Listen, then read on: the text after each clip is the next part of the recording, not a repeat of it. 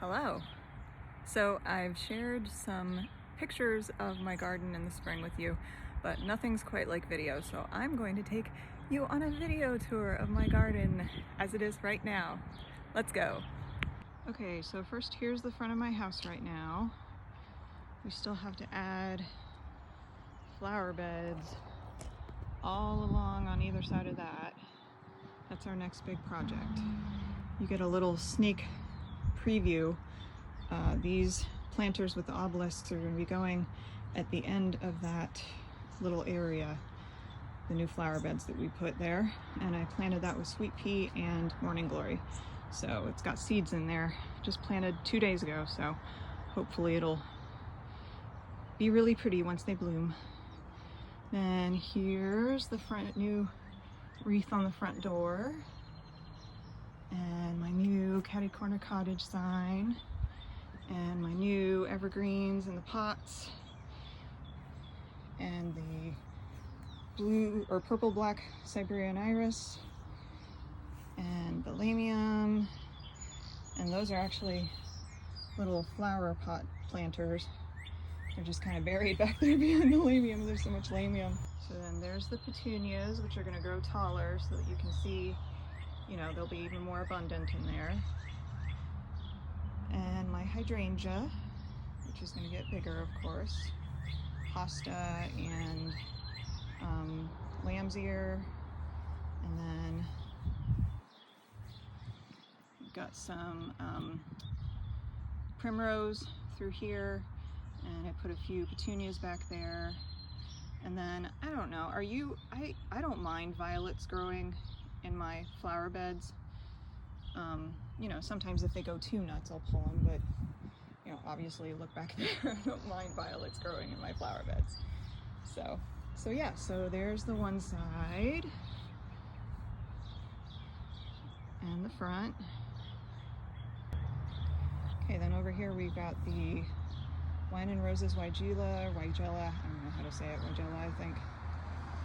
And then some more petunias that I put right there. Some columbine in the front.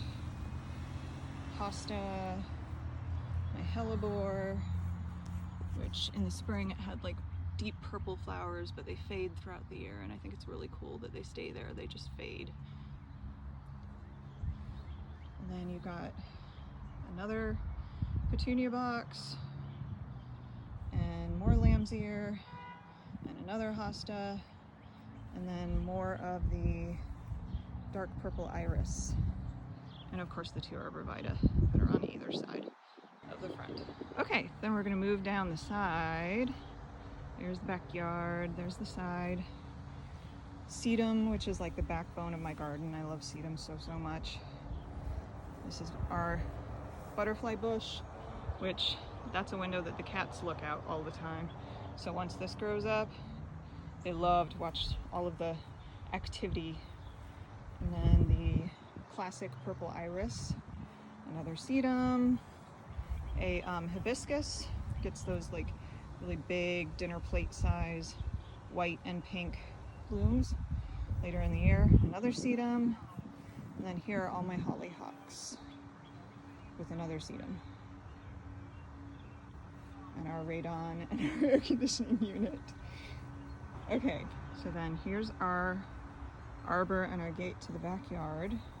And we always plant this with a scarlet runner bean vine. And yeah, something's been eating at them, but usually what happens is they'll eat at the bottom part, and then as it trails up, the upper part's perfectly fine. So, you know, I was spraying this with a organic, you know, anti-bug thing, but it's been raining so much that, you know, there's no point, because it just, you know, comes right off. And those are doing okay, but these guys on this side aren't looking so good. So I don't know, we may end up having trailers on, you know, runners on just one side of this year. We'll see. Okay, so they've got a leaf blower at the neighbor's house, so I'm gonna have to talk louder. Anyway, going through the gate, this was our big project in the backyard this year, was adding the edging all the way along there. And then that was also added this year too. So all of this edging. And then we also, this used to be that there was a circle, a little circle around the tree, and then the planting bed just kind of went like this back behind it. So we, you know, this whole addition is new this year too. Okay, so this whole part of the flower bed from here to here, so all of this last year had to be completely torn out, covered with a tarp, and cooked out because I had a noxious weed that was killing everything, and it was taking over the entire flower bed. And the only way to get rid of it that I could read online was to just literally cook out the whole thing. So this is all new this year. If you see all the little green things in there, growing things, that is the local highway department has a wildflower mix of seeds. And I got a whole, you know, big bag full and just sprinkled it throughout here. So this is going to be all kinds of different wildflowers, local. So that should be nice for the, you know, bees and butterflies. And everything else that's in from here to the roses is all stuff that I added this year. So yeah, you've got like, well, I'm trying to, those look terrible, but I'm trying to move some raspberries over here. And then you've got bee balm and clover and coreopsis that I just bought today. So you can see we're going for like a yellow, purple, yellow, purple, yellow kind of theme here. And you've got balloon flower and sedum, of course. And this is my new memorial rose to my grandma. Then you've got some raspberry. And this is black-eyed Susan. I used to have a bunch of black-eyed Susan on this side, but you know, of course, everything from the roses over had to be cut out. So at a local Master Gardener sale, they had some black-eyed Susans, and for like, I don't know, like $5. So I went ahead and grabbed those. So yeah, that's what, hopefully everything will grow in nice and beautiful through here. The only thing that survived the tarp was this bit of raspberry. So I'm happy for that. So then we've got my gorgeous, gorgeous rose, which you can see there's one bloom, but there's tons and tons of buds. So this is going to be gorgeous here in a week or so. Then we've got coneflowers and love in a mist and more raspberries, and I think those are more coneflowers, and lemon balm, and there's more lemon balm back here. Okay, then we've got we've got my foxgloves, which seem pretty happy where they're at. I actually amended the soil this time. I put in some nutritious like garden soil mixed with potting soil, so we'll see how they do there, but they seem really happy so far. And this is like one of my favorite colors of foxglove, that kind of peachy pink color.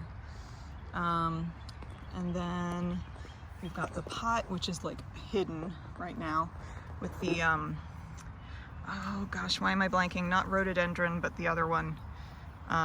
Anyway, and if it looks like it's snowing, it's because my hawthorn is in bloom. So like Tom says, it's like a party with confetti every day. So my red rose is blooming, and it looks really beautiful from this side, but it looks almost better from the street. So I'm gonna, at some point, I'm gonna show you that view too. So, and then some violets, and this is some calendula that I planted that's starting to grow up here. And some lamium and some columbine, and this is Hot Lips Turtle Head, which is really, really pretty. And then some coral bells. And then we start the corner, which is a lot of ferns, lots and lots of ferns. And then back behind it is all of my blackberries that grow along the fence right there. And eventually the tree and the blackberry vines will kind of like meet each other, and it almost forms like a privacy hedge right there, which is really nice. Some of the lamium from the front, I pulled some of it from, you know, around the back and took it to the back here, and it was not blooming when I moved it. And it's doing okay enough back here that it actually started blooming. So I think it's gonna be a successful transplantation. So, yeah. Okay, so moving on back here where the party confetti is raining down, you've got a coleus that I picked up. This was actually a potted coleus from Aldi that was like, I don't know, like $5, $6, so heck yeah. Then we've got some hosta that I've picked up right there, and these are coral bells that have been here for a while. Ouch, I just hit my head on the lantern. Oops. And then you can see I've got like a circle of ceramic pottery mushrooms around here. See the circle. And then my fairy door is right here. We have a matching one inside the house so that they can come and go however they please. And then these coral bells are new this year. I paid way too much for them from Wilson's Garden Center, but I thought they were so pretty that I really wanted those. So, and then more hosta, and oh gosh, what is that stuff called? I keep forgetting the name of this stuff. I got this at the local Master Gardener plant sale. Somebody can remind me what this is called, but anyway, it gets little pretty white flowers in the spring, so I'm hoping it likes where I put it. Ooh, that was a lighting change. All right, and then of course you've got the corner of ferns, and then this bench that I like to sit in at the bottom of my garden. And there's the fenced, or the gate down here. And I always put New Guinea impatiens in this squirrel planter that I got at a garage sale. I think I got the pedestal and the squirrel planter at the same, yeah, I think I got them at the same garage sale, and they were a sinful steal. They were like ridiculously cheap. So I'm very happy for that find. So there's the New Guinea impatiens. And of course, like everything down here is covered in the confetti right now from the tree, but it smells amazing. It smells heavenly. So yeah, so there's the view of this part of the garden right there. Okay, and then moving on from there, we've got the poppies, and the clematis, which is, I had a neighbor just like pull his car off to the side of the road yesterday and be like, what did you do? How did you get these clematis to look so nice? And I said, I guess they just like where I put them, because they just really seem happy where they're at. But the clematis is just like a showstopper right now. This is the centerpiece of the garden at present. And there's Chimera, the cat gargoyle, overlooking the clematis. And this is the same street department had like another wildflower mix that just said yellow. So I guess some of this stuff that's growing right here is going to be some kind of yellow cutting flowers. So yeah, and then some more poppies on that side, orange poppies.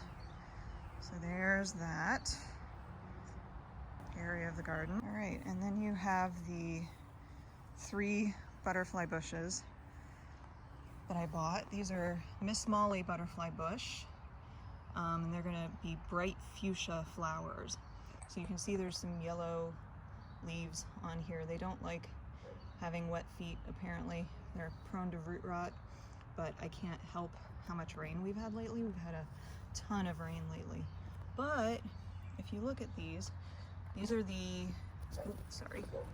these are the old leaves that were on it when I bought it. You can see they're not the best shape. You can see the new growth. The leaves are coming in nice and healthy. So, and there's definitely new growth all over this one and all over all three of them.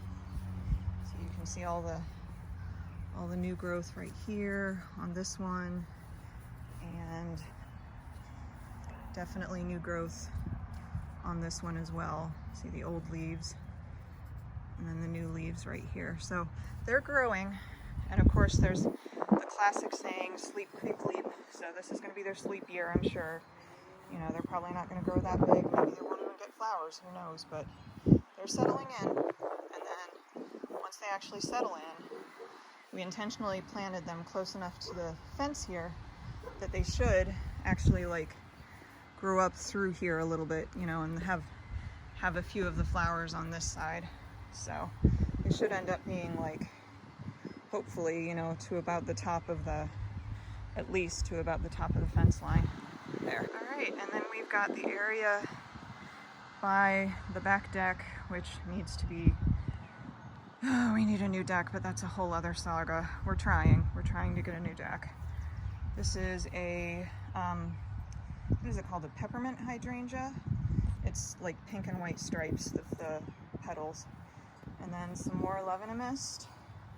And this beautiful rose that you can't tell height here, but this is like, you know, some of these are like probably about, I don't know, 6.5 feet tall.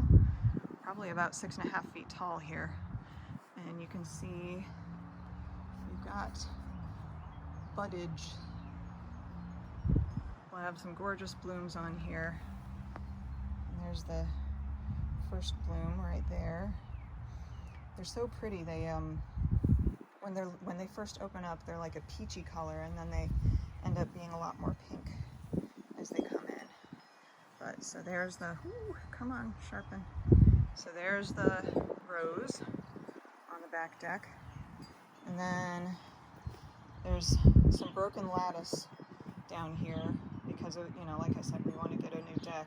And it drove me nuts when I was looking at the garden, so I put up this hanging snapdragon to kind of disguise the broken lattice area because, like I said, it was driving me crazy. And then some more levenamist down here. Hopefully this will grow in more, the levenamist down through here. And this is a new hydrangea that I just bought probably about a week and a half, 2 weeks ago, and it's doing very well. It was not, I always, when I go to the store and buy new plants, I try and buy ones that are sometimes budding, but I try not to buy things that are blooming. So this one wasn't blooming when I got it, and you can see it seems pretty happy, so okay. Yay. And then finally we have the back deck, or the back patio area. We've got our nice big lilac. I gotta cut down see the lighter green new growth at the top. I gotta cut that down here in a couple of weeks because I do not want it getting any taller than it is now. I'm happy with the size it is now. It's nice for privacy and for shade, but you know, I don't want it to go nuts. I've got my chimes. Thank you to my friends Dave and Chris. That was a birthday gift last year. And all our daylilies. Most of them are yellow, but we do have this Egyptian queen daylily, which keeps getting smaller and smaller, but it's my favorite of all the colors. It's like peach with a burgundy center. So yeah, all of these daylilies along the edge, and our lilac, and then our patio set right here.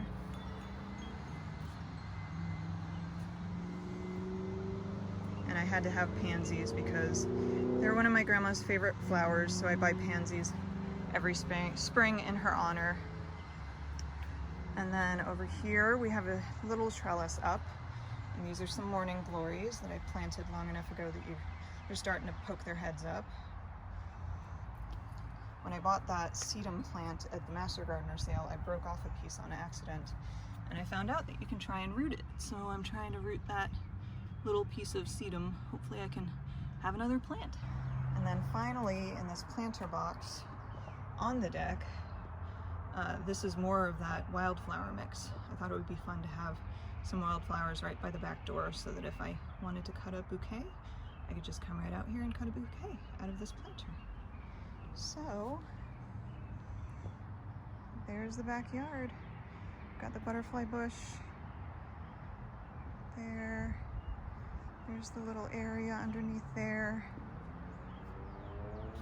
The rose growing on the back deck. And then a lot of the side bed you can't even see because of the lilac. But oh, and I wanted to show you the red rose out from the street. So that'll be the last part of this video. So here's how the red rose looks from the street view. Isn't that pretty? I love how it looks when I drive by. And you've got the hawthorn blooming above. So yeah, there you go. And then when this rose, this is a pink rose, when this rose, when all of those buds open up, that'll be another show right there. And then further along, this is the one that I bought in honor of my grandma. But this one is supposed to reach max height of 4 to 5 feet. So it should hopefully be a whole line of them. It's spaced out, the red, the pink, and the yellow all along here. Oops, and I forgot to show you the coleus that I always put in this basket on the back gate. I always buy an assortment of coleus that I think is pretty every year. And what I actually do, because this is an open weave metal basket, and what I do is I take like a Walmart bag and just tuck it carefully down in here, and then just fill that with dirt and put the coleus in that, and that has worked every year that I've had this basket back here, which has been like, I don't know, 8-9 years. So it works out pretty well. But yeah, there's the coleus basket, and for context, we're like right next to the squirrel planter here. So see, there it is. So I hope you enjoyed this quick tour of my backyard garden. I know I enjoyed taking you around. I might do another one of these later in the year because there's some stuff that I know is going to be so pretty that is just waking up right now. So anyway, have a good day. I'd love to see what you're doing in your gardens because I cannot get enough of gardening. Love it, love it, love it. Bye.